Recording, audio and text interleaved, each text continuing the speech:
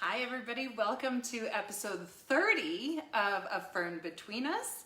I am one of the four owners. Jesse is running a little behind. He ran down to the winery to get a barrel sample of the Petit Verdot, so that's a special treat, so we're allowing him to be tardy. Tonight is a really special guest, actually. They are, Jeff, I'm already starting to call you they. That's fine. We all blend together anyway. The threesome is here in spirit. Our guest tonight is Jeff Eckles, and he is the host of We Like Drinking podcast, along with John Ruyak and Jeff Solomon, who we will call the other Jeff throughout tonight. And That's right. He likes that, right? He loves it. So a little bit about We Like Drinking podcast. They are about to record their 300th episode, which is super cool to have you on our 30th. It's kind of a cool numbers game there. It works out well, yeah. Right? And so this amazing podcast was the brainchild of our guest, Jeff, and his ice hockey buddy, who is also a snake wrangler, which I hate. I hate those pictures he posts. I hate snakes. But I love John. So these guys got started with another friend, got the podcast going, and then they pulled in Jeff Solomon, who was already doing a popular wine blog.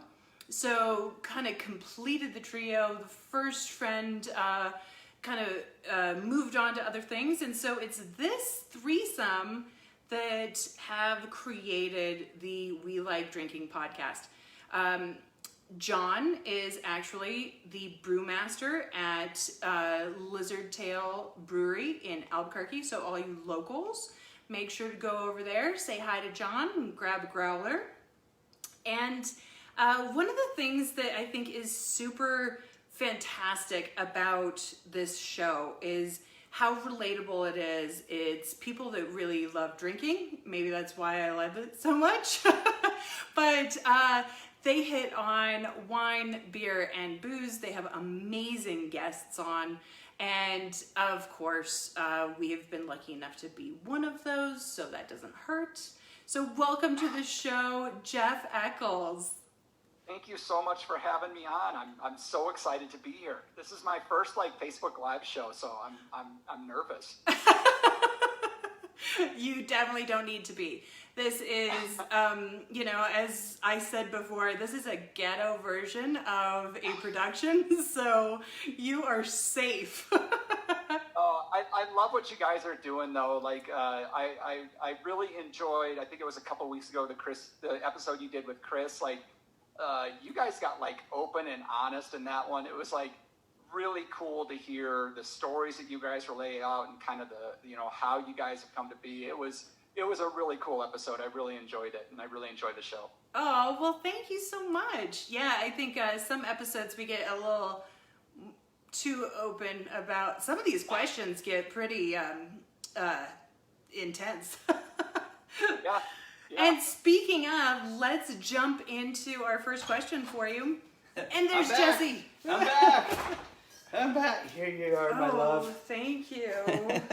I needed wine. I know you're just doing it to make me jealous. That's why you're pulling what you're pulling right now. Just to be mean, right? That's right. All right, I'm pouring some of the Petit Verdot. Jesse just brought in a barrel sample of the next Petit Verdot. So we'll talk about those a little bit later. But so I was just getting into our first question. Yeah. So what are you drinking tonight, and what is your favorite drink? I know when you guys get this question, you feel the same way. Favorite drink is such a hard thing to lay down. This year, it's been a weird year a little bit. I've found myself over the course of the summer, I've been drinking just a lot of beer and a lot of bourbon. All right. Kind of was the necessity this year. But the temperature's starting to get a little bit chillier now, and so I'm really finding myself starting to work my way back into wine. And tonight I have a can of wine, actually. Oh. This is out of California. This is Maker Wine.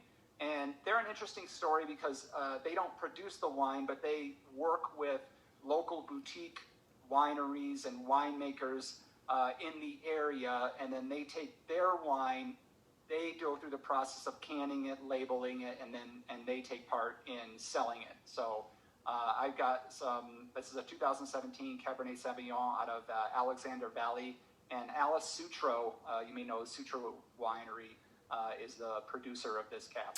Ah, nice. No And way, cool. Yeah, I'm excited to hear about some of those options. We'll touch on that maybe a little bit later here, but the favorite drink right now really does seem to be shifting, and it's funny that you mentioned beer and bourbon because out of nowhere, I mean, I have been a strictly wine kind of drinker for many years, and this year, special year, I'm like, give me a beer. I got into this whiskey and cranberry juice. Really Oh, good. nice. Really good cocktail. Whiskey cocktails are hard to come by in a weird way for me, and I was tripping out that cranberry would work, and it's unbelievable. It's weird. Yeah, I can see that working. I've never had it, but now I will, because it adds a little bit of sweetness, but it adds a little bit of that, there's some tannins in there it's going to add to it, so I can see that being a really good mix. So yeah. Cheers to that.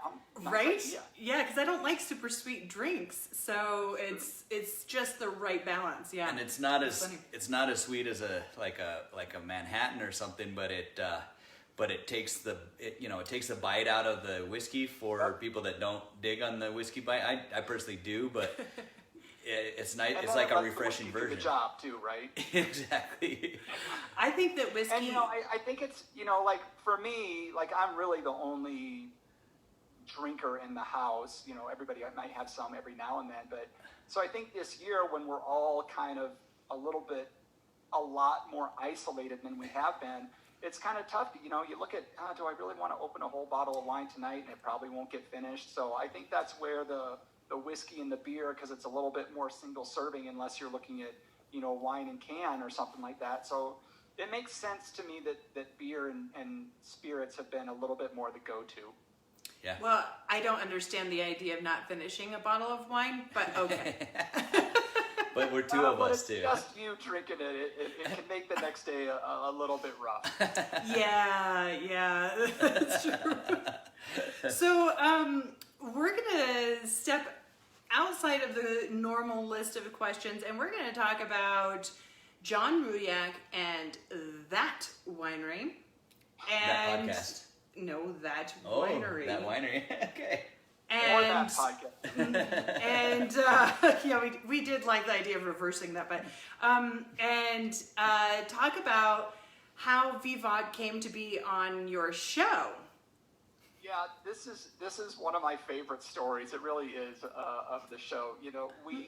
So the way our show goes is once we usually have guests on. Sometimes it's just the three of us, and then once a month we try to do a tasting episode where we focus on one particular style of drink, one particular grape, a region, whatever. And so a couple years ago, we were doing an episode, actually I think it was 3 years ago, we were doing an episode, and Gruner Veltliner was the grape that we were going to be drinking. So John happened to be out camping with his wife in New Mexico, and they happened upon this winery. Now, when the other Jeff and we were introducing our drinks that night, we're holding it up to the screen, and we're talking about the producer and everything else.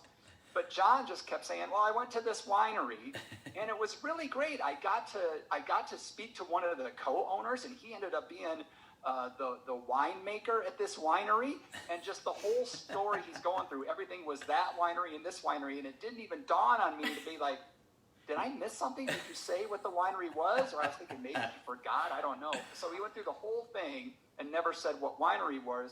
This New Mexico winery that was having this really good, really fresh a little bit green, earthy Gruner Veltliner.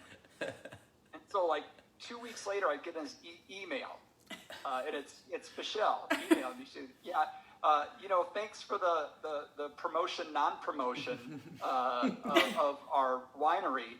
You need to have us on so that we can talk about that winery." And so, from that day, anytime we talk about Vivac, it always begins with, "I went to that winery this weekend." And John's been up helping you pick grapes and harvest and everything else since then. But he always has fun when he goes to that winery. Yeah, he's part of our wine club. He's like assimilated himself into our family, and yeah, we've been broing down with him a lot. It's awesome. We love it, and we always joke about that winery. And the funny thing is that it was by happenstance that we even came upon your podcast. Do you want to tell that story? At a Albuquerque wine festival, which we haven't traditionally done as many of or whatever, but I see a guy that has a shirt on that says "We Like Drinking," and it's got like a cool graphic on it, and I was like, "We like drinking? What's that about, man? I love it." And he's like, "Oh, it's just this little podcast I got." I'm like, "Oh my God, that's amazing." And so that was John. So then I downloaded the podcast, and a couple weeks later, like you said, I was, he had just been up, I think, getting the Gruner or whatever.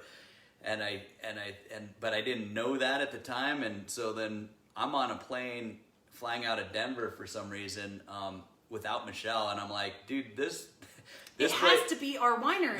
These guys just described our winery to a T. And our Gruner Veltliner, I can't believe it, but for sure it's us, but they didn't mention Vivac. I was like, you got to tell them. And then he was like, listen to the podcast and see, see what do you agree?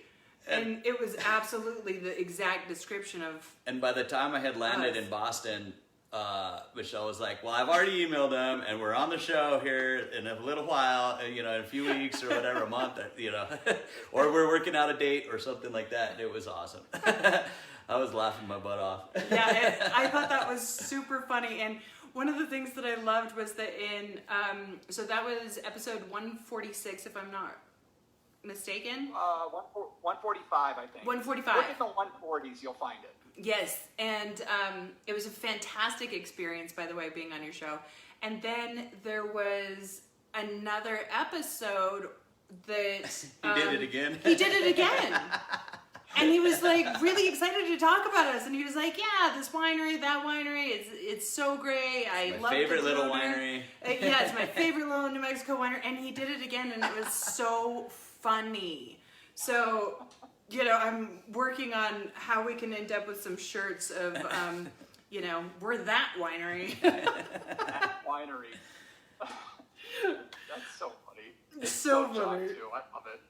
So let's go back into questions. The second question is, who was the most exciting or the worst guest you've ever had on, and why? I'm not going to throw anybody under the bus, but we've definitely had some worst guests that we still talk about of how bad they were. And really, what it comes down to is their energy and their purpose for coming on the show. I'm still amazed that people that we've had on the show. We've had brewers and we've had winemakers. We've had authors, like award-winning authors, come on the show. It's just crazy the people that we've gotten. And what we found is the people that come on, and they're only coming on to pitch. They're just coming on to pitch their book or just promote their product or whatever. Yeah. Those end up being like really the most boring guests that don't just bring a whole lot of liveliness and just don't bring a whole lot of addition to the show. Yeah. Now the people that show up, they're like, "Hey man, I'm just here to have fun. I'm just here to have the experience," because we may not spend a lot of time talking about their product or whatever they've got. We want to get to know them because, when I think about it, when, business is all about relationships. And so if you come on a show and you build a relationship with the listeners, they're going to seek you out, as opposed if it's just an infomercial for 30 minutes, people are going to kind of tune out. So, right. Some of the more lively guests that we've had, We had this author. You know, everybody's gonna be this and that. Sweet. Mark Forsyth is one that jumps to mind. He was an author of a book called A Short History of Drunkenness. And it really Nice. kind of talked about alcohol throughout human evolution. Oh, And he just had some fantastic stories about how integrated alcohol has been throughout man's history. You know, from the time we came out of trees or exited the forests, through Egypt, through everything else. He had some great stories. But we've had a lot of really fun guests. Obviously, when you two were on, that was a lot of fun. We opened a lot of bottles of wine that night. We were trashed. I'm sorry if we if we went too far ourselves. He was trashed. I was trashed. By the end, I was like, "What?" Well, I didn't know what. I was trying to take advantage of the idea, and so sending all three It of was you. awesome. Well, John didn't get to participate actually. Sending two of you the wines that we could taste and tasting together. I really love having that opportunity. And now in 2020, everybody's like, "Hey, what about this new idea?" I'm like, "Aw, we've been doing that for years." Yeah, but that's you know, one of the things that we've heard from a lot of our listeners is that, you know, your show is like just sitting down with a bunch of friends. It's just like being in the room with you guys. Like you're just hanging out with a bunch of your friends over a glass of wine or a couple beers or cocktails, and so when guests come on with that kind of mentality, that they're just coming on to just BS with some friends, the shows can get a lot of fun. They can go off in 18 different tangents that never talk about alcohol, but they end up being some of my favorites. Right? I agree with you, and that's what I found Absolutely. with your show and with ours now too. But you know, you guys originally. You never know where it's going to go. You don't know where it's going to go. Yeah. It's just a hangout, and it's a lot of fun. And you know, the randomer sometimes the better. You know. Yep. You pull like out of the left field kind of question every now and then, and it reminds them of something, and the next thing you know, like it's 20 minutes later, and you're talking about somebody's cat. Right. Absolutely. Well, and you know, I mean, that's the thing is that there's a gazillion wineries out there. There's a gazillion podcasts, and if people identify with you, you're going to get followers. You're going to get people engaged. Mm-hmm. If we just sat here and we're like, wah, wah, wah, wah, the stats about a wine, nobody would want to follow this. Right. So instead, we talk about like weird sex questions and offbeat. That might do it. Weird things. All right, so you are drinking a wine out of a can. What are some of your favorite wines in cans or in boxes that you recommend to our viewers? Because there's a lot of people that are really interested in this, exploring this new packaging. Yeah, you know, and we've been on this bandwagon for a long time. Like, you know, and I remember back when beer first started coming into cans, and I was late to that bandwagon. I was like, ugh, it's not Bud Light. Like, why is this in can? And, you know, the technology has come so far. You know, we talked about it this week as we were drinking some German wines or German beers this week on the show. And, you know, John was like, they're kind of past their prime because they're in bottles. And he's like, if they were in cans, they would probably last a little longer because cans are honestly getting to be a better storage vessel than glass. With that being said, you know, a canned wine isn't the future for everything, right? I think there's a niche there that can be served very well. And I think it's taken some time because a lot of the stuff that is in cans right now is bubbly and it's a little sweet or it's a lot sweet and the quality just isn't there. But with companies like Maker, I think Maker does a fantastic job. Now, they're only shipping in California right now. Mm-hmm. But you're seeing more companies that are putting not their highest level product, but their good product into a can to see what happens. Yeah. And part of this time on the show, we've been really about, okay, what's new and innovative, not just to be new and innovative, but what's going to make an impact and what can help the people that listen to our show and us in our drinking lives. And I just think this can option for wine is a real good option. Now, if it's something that you're planning on cellaring for 15 years, you probably still could, you still could put it in a can, but there's always going to be that, the same thing with like the Stelvin stoppers, there's something to popping the cork and having the glass and ritual that is always going to be there and is always necessary for a lot of the wines. But I think these kind of options, they have value and they have a place, and I just love finding these places where these things fit and exploring them and showing people about them on the show. And what about a box wine? Do you have a favorite? No, I don't really have a box. Box is kind of, I can't remember the name of the wine. There is a rosé out of the Loire Valley in France, I think, or it may be from the Languedoc region. There is some rosés, some really nice rosés that are in, the 5-liter boxes. That's great. It's simple. It's not overly complex, but it's exactly what you want. You've got it in, your refrigerator over the course of a summer. Glasses of rosé at the end of the day are on the porch. That to me is like a perfect kind of spot for the box wine. Totally. I couldn't agree more. Yeah. Absolutely. Those are some really good tips. Yeah.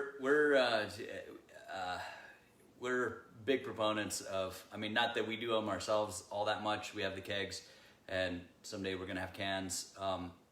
But we're firm believers in there is a place for all this stuff. I totally agree.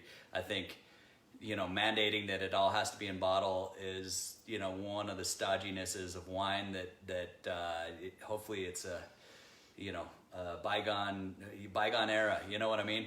And it keeps better, more portable, different situations for different, new medias or whatever, or different storage vessels or whatever, but we're with you. Yeah, and we didn't even touch on the keg. I really, really, really, really, really, really wish more wineries would keg their wines and get them into wine bars and everything else on tap. It's just such a phenomenal way to distribute and to present to customers. And it costs the winery half as much, in our case anyway. It's like the product costs half as much to produce and bottle that way. So then we can sell it at, not quite half price, but close to half price, and still make a great margin on it. And which allows then places to have it by the glass much easier and have a happy hour, and it's still lucrative. It's a win-win for everybody. I totally agree. It really is. And the places that I've seen do it, I swear like half the time I go in, they're out because it's such a popular option. But people just don't, businesses just don't pursue it as much as they should be, I think. Yeah. And we actually rent them to households. So I don't understand why more people aren't doing that. There's so many people that do like a kegerator beer fridge. And I'm like, no, you can do a wine one too. And we had a really good friend that she had it at her wedding. And people were thrilled. They loved the idea of being able to pour for themselves. And it was really funny. It was great. That can only happen, of course, at private because, yes, at least in the state of New Mexico, so if it's at a public location, you have to have it poured for you. But yes, and with a server. I have to say that just legally. No wine keg stands allowed in the state of New Mexico. Okay, good to know. That's right. Well, at least not if it's being charged. If you're charging for the wine, which she wasn't. She wasn't. It was private. And if it's private, you can do whatever you want with it. Jesse just laid under there, caught all the drips. So the fourth question is about this podcast. It's so popular. You have an amazing following. Again, 300th episode coming up. How much time a week does it take to produce a show like this? And how do you balance that with your day job and your family life? You know, it really depends. You know, if it's just going to be the three of us, you know, it's a lot less time. But we're having a guest on. You know, the research and the coordination with the guest and everything else can kind of up the time. And then a lot of other things that go into it. So, you know, some weeks I might get lucky and it's only like 10 hours that I put into it. But there's weeks where it's turned into like a full part-time job with trying to get, you know, all the things that go with it. You're finding out now, you know, getting guests lined up in time, finding guests that can come on the show, coordinating schedules, you know, coordinating the rest of the panel and everything else. It can get pretty time intensive, which a lot of people are surprised about. That doesn't even go into editing the show afterwards and everything else. You know, luckily I'm in a position where I work from home already. So if I have some downtime in one, I can put some time in the other. And then I've just got, all of us have just incredibly supportive families that know that we love doing this, and they recognize the passion that we have for it, and they allow us the time to do this every single week.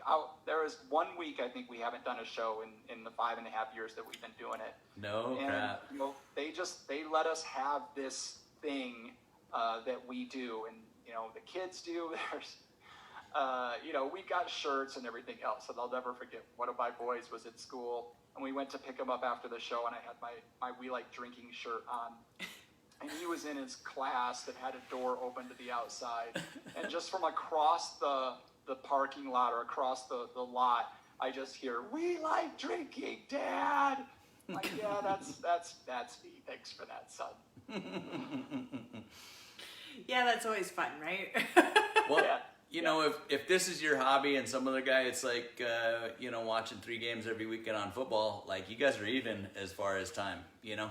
Yeah, pretty much. So it's not that bad, but I mean, that's a lot of time. It's a serious dedication, but it's also, you know, people have hobbies that do take that amount of time. And so that's I make Jesse do this with me. You find those things that you love to do, and you know, we're coming up on 6 years, and we're coming up on episode 300, and it doesn't even faze me that we've been doing that long, because I enjoy it so much, and I look so forward to getting together with Jeff and John and just the people that we've met all over the world. I mean, we've had people from New Zealand on the show. We've had people from all over the place all over the country. We've gotten to meet so many amazing people, you know, New York Times best-selling authors.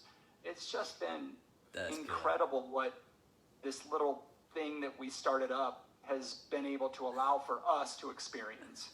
That is so fantastic. I'm so happy for you guys. So as a final thought here, what is it, which I think you kind of touched on, but what is it that makes you guys different from all the thousands of podcasts out there, and why should somebody make sure to tune into yours? Yeah, you know, that's a great question, and you know, there's a lot of really good media out there for people to consume. You know, you think of like Wine for Normal People on the beer side, the Beerists on the beer side, and so many good whiskey shows and bourbon and whatnot. But so many of them are so focused on one thing. They're just they're so focused on wine or beer or spirits, or it's just a drunk fest. You know, there's so many podcasts where people just get hammered and play D&D or get hammered and watch a show, and that, you know, it's not fun to hang around a bunch of drunk people. So what our show does is, I think we mirror the average drinker a lot better. You know, because people do drink wine, and they do drink beer, and they do have cocktails, and they do read about or, you know, participate in activities of some kind. And so I think that we focus on all of them. No snobbery. Like, we are not pretentious about anything at all. And we just approach it like we're just all regular people that like to be with our friends. And then I think we find some really unique guests that you may not have heard of, you may not know what they do, but they bring an interesting story and they bring an interesting perspective that you may not get to see in your average adult beverage circle. And then, like I was saying before, what a lot of the people that listen to our show tell us is it's like, you listen to like a whole episode and you're like, oh, that was all right. I kind of enjoyed that. And like by 3 episodes in, you're like hooked because you're like, I get to know these people because, we talk about our lives. We talk about, every week we're catching up with each other as well. So there's this banter that goes on and there's, like I said, it's just like it's hanging out with your friends. There's a little bit of ribbon that goes on every now and then. There's some teasing, but overall, it's a lot of love for everybody that's on the show, that's watching the show, and it's just sharing drinks with friends. I love it. Well, we love it.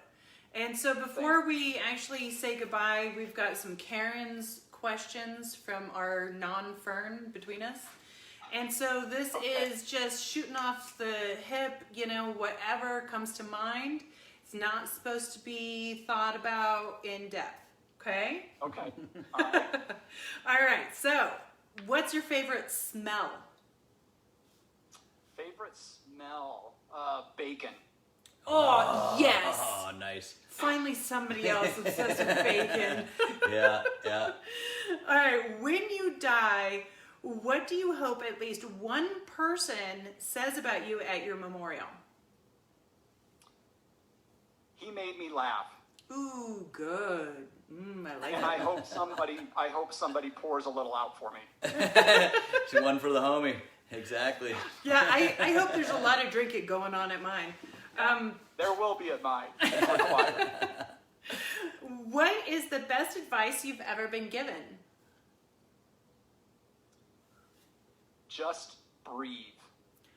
Ooh. So when something bad happens or your stress level's going up or something's going on, pause and just breathe and let that anxiety or anger or whatever wash over you and let your brain come back before you respond. We'd all be better off at that if we followed that before posting on social media. We'd be all right. We'd be much better. It could be hard times. When you were a kid, what did you want to be when you grew up? I wanted to be an astronaut. Me too. Yeah. It didn't work out so well. No, I didn't even try. I wanted to, but I never did. But, we're all drinkers, so we're winning Right. in another area.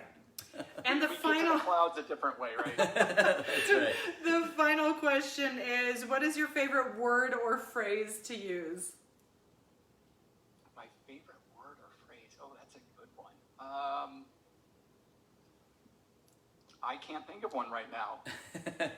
I am drawing a blank. I have no idea. At school, I talk all the time, and I can't think of anything.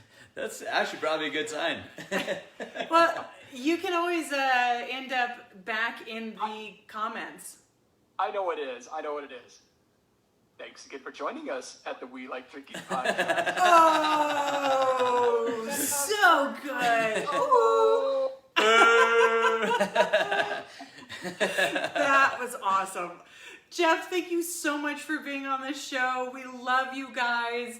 You're a fantastic group with a fantastic podcast, and we're so grateful that we've been able to become friends with you guys. Jeff and John. Absolutely. I love you guys too.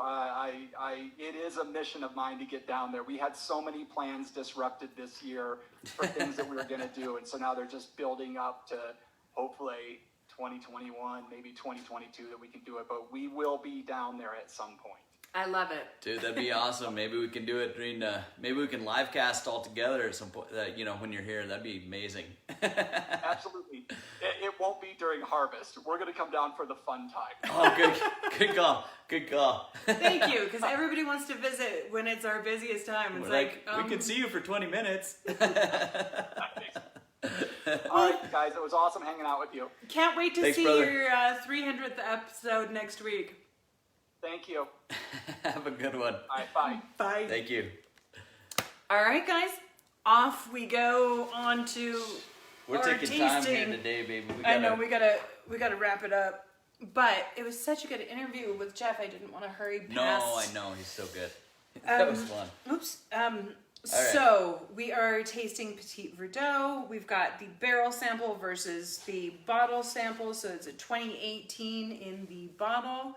And tell us about your winemaking. Dazzle us, babe. Well, Petit Verdot takes absolutely zero work. We just pull it off we pick it and crush it, and then we, just ferment it just as is. Almost zero additives, almost ever. So it's from our 1725 vineyard, which right is here in around our Dixon. tasting room. So and because we're such high altitude, and because the only problem we have with it is the situation where it doesn't quite ripen enough. That's our biggest problem, but it always has enough acidity. In the worst case scenario, we may have to add some sugar to bring up the bricks so that it has enough alcohol. Ferments. So, well, I mean, it would ferment either way, but so that it has enough finishing alcohol Right, or whatever. But those vintages are few and far between. These are not some of them. And I don't know. I think it's always just a solid wine, and we're we've as soon as we started releasing this, I think in 15 or 16, I think was our first vintage. We just started gaining like medals upon medals upon medals in these wine James competitions. Sucklings, who notoriously hates Petit Verdot, some people just don't like certain grapes. He actually gave it a 91 and a glowing review, so that says a lot. Yeah, that really does. Now, did you see differences in winemaking style, or did you do the exact same thing? Pretty much the same thing. So this is far more robust and I would say bigger, bolder fruit than the other one. And I know that with aging and all of that, that's going to change quite a bit. And there's not the oak intensity on not that either one of them have that much oak, but they really don't. But on the bottled one, there's more oak. This one still needs a decent amount more time. And it's so pruny. it's pruny, but it's Juicy, which it's is also weird. it's also That's a weird light. one, right? It's light and pruny. It's It's juicy the and pruny. flavor of prune, but it's not like, The body of prune. yeah. Yeah, I don't know.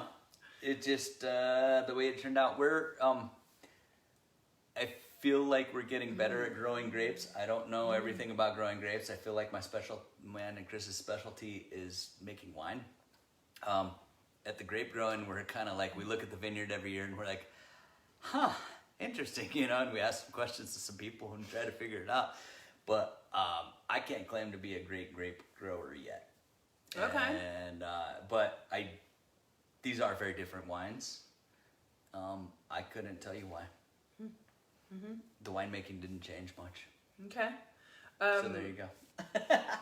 So that was 2018, so this is 2019. 19, yep. So last year was a super dry year. No, it was Wasn't it was a fairly wet year, and the grapes had trouble getting ripe. Really? Yeah, everything was a little bit underripe. So this is a little underripe. So why does it have prunes? I don't know. Right? And so 2018, was that the super dry year? That was the year that everything got ripe. And we picked a little later. We picked earlier in 2019. We picked That's later crazy. in 2018. We bumped up our picking date for 2019 because 2018 was so overripe. But yet we don't have prunes in that one. And 2019 we do have prune flavors. All right. So I don't know. So how long has this been in barrel now? Pushing a year. It's probably been 10 months. It's so integrated 10 or that 11. that's surprising to me. Yeah. And there's very little, there's not a lot of oak yet. It's I'm liking it. I like it a lot. I think I like it better than the 2018, honestly. I love both of them. I love both of them. Different applications. Different applications. You know, like I think there's some amount with the 2018 that I think this would be fantastic with Thanksgiving coming up. Ooh. Multitude of dishes. It's got the acidity to burn through some of those. We still have a bunch of it, right? Yeah. Okay, good. It still has the acidity that you need in order to pair with some of those really full, like gravies and creamy things and all those fats. But it has enough fruit to also have the ability to pair with like your dark meat. And a lightness that like this will go good with cranberries, oddly. I was thinking that too. My mom's cranberry sauce, which she puts, some spice in. It's awesome. It's cranberry, like, Real cranberry. Cranberry. Not out of a can. Right. Exactly. The real cranberry recipe, and then with a little red chili powder, because we're in New Mexico, and it's insane. All right. So, I recommend that you buy this for your Thanksgiving meal. We didn't really get to do a check-in with each other, but That's it's okay. so late. We're going to wrap up next week. What do we got? What do we got next week? What do we have? No, you tell me. You're the one that plans this crap. I know. Where's the involvement? Where's the excitement? There is involvement, I'm saying. So next week we are actually going to do relationship advice. We've gotten some. Oh crap! I know. We've gotten some, that should be interesting. We've gotten some really interesting questions that I've been collecting, and Dude, so I'm gonna step all over my tongue on this one. I can tell. Try to control yourself. And so, if you have relationship advice, send it to us. If you have relationship questions and need advice, we'll answer those. But a combination would be great. But it's just us. Oh, yeah. We're We as don't know what flawed we're as talking anybody, about. trust me. No, we're making this up as we go along. So But that's part of the fun. You can definitely hear what we have to say. We've definitely been doing that. Anyway, and we're going to talk about Halloween wines. We'll see what that means. Mm-hmm. So thank you so much, you guys. And we will see you next week. Cheers, guys. Woo, yeah.